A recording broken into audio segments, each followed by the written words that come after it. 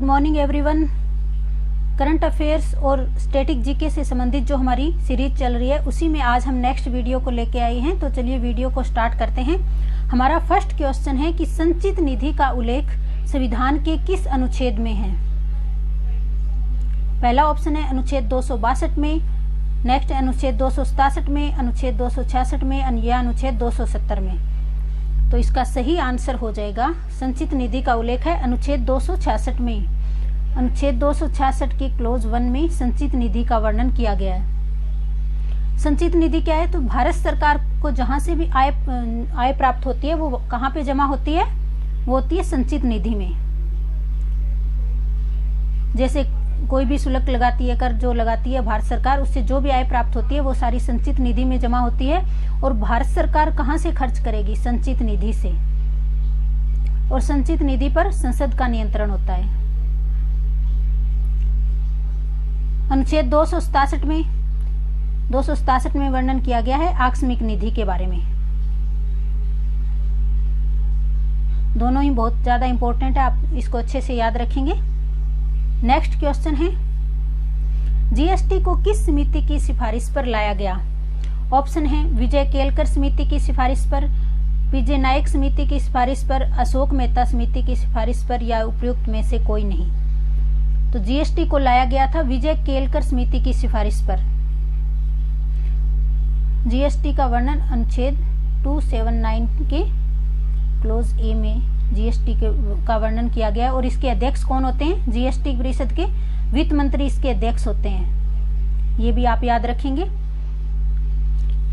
सबसे पहला देश कौन था जो जीएसटी जिसने लागू किया? तो वो था फ्रांस। फ्रांस ने कब लागू किया था? 1954 में, 1954 के अंदर फ्रांस के द्वारा सबसे पहले जीएसटी लागू किया गया था। और भारत में इसे 101वें संविधान संशोधन के द्वारा, 101वें संविधान संशोधन के द्वारा, ये भी आप याद रखेंगे।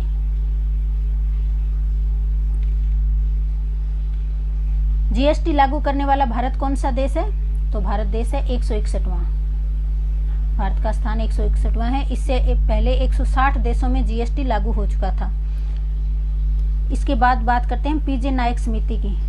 तो ये किससे संबंधित है? तो ये संबंधित है बैंक बोर्ड ब्यूरो से। बैंक बोर्ड ब्यूरो से ये संबंधित है, यानी बीबीबी से। और बीबीबी के अध्यक्ष कौन है? Bhanu Pratap Singh. Bhanu Pratap Singh bank board bureau के अध्यक्ष हैं।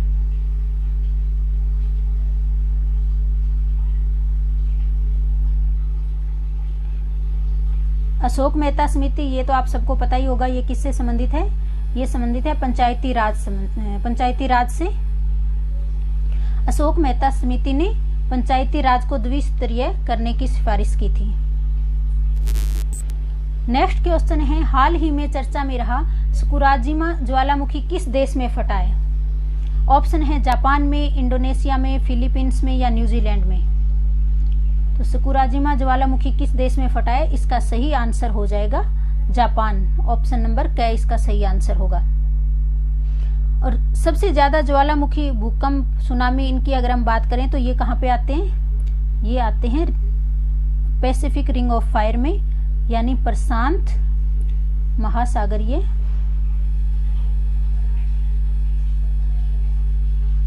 अग्नि मेखला। हिंदी में हम इसे प्रशांत महासागरीय अग्नि मेखला बोलेंगे, यानी पैसिफिक रिंग ऑफ फायर में। नेक्स्ट क्वेश्चन है किसान ऐप किसके द्वारा लॉन्च किया गया है? आईआईटी कानपुर के द्वारा, आईआईटी रुड़की के द्वारा, आईआईटी खड़गपुर के द्वारा या आईआईटी बेंगलुरु के द्वारा। तो इसका सही आंसर हो जाएगा ऑप्शन नंबर ख, यानी आईआईटी रुड़की के द्वारा किसान ऐप को लॉन्च किया गया है।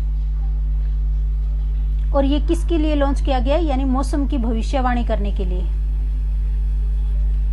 मौसम की भविष्यवाणी के लिए लॉन्च किया गया है आईआईटी रुड़की के द्वारा किसान ऐप। नेक्स्ट क्वेश्चन है जुलाई 2022 में रैंप योजना किसके द्वारा शुरू की गई? वित्त मंत्रालय के द्वारा, विश्व बैंक के द्वारा, एमएसएमई मंत्रालय के द्वारा या गृह मंत्रालय के द्वारा। तो इसका सही आंसर हो जाएगा ऑप्शन नंबर ग, यानी एमएसएमई मंत्रालय के द्वारा रैंप योजना की शुरुआत की गई है। एमएसएमई यानी सूक्ष्म लघु मध्यम उद्यम, और इसकी शुरुआत क्यों की गई है रैंप योजना की? एमएसएमई क्षेत्र में सुधार करने के लिए। और इसमें भारत की हेल्प कौन करेगा? तो वो करेगा वर्ल्ड बैंक, यानी विश्व बैंक जो है इसमें भारत की मदद करेगा। यह टोटल 6062 करोड़ रुपए की योजना है, 6062 करोड़ की, जिसमें से 3750 करोड़ रुपए कौन देगा? World bank. और बाकी के 2312 करोड़ रुपए ये भारत सरकार के द्वारा वहन किए जाएंगे।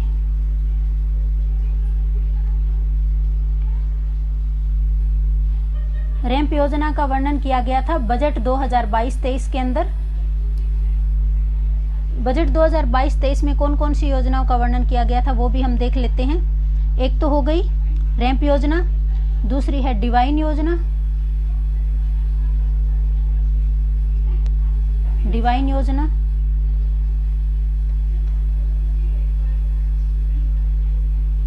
और उसके अलावा थी पर्वतमाला योजना।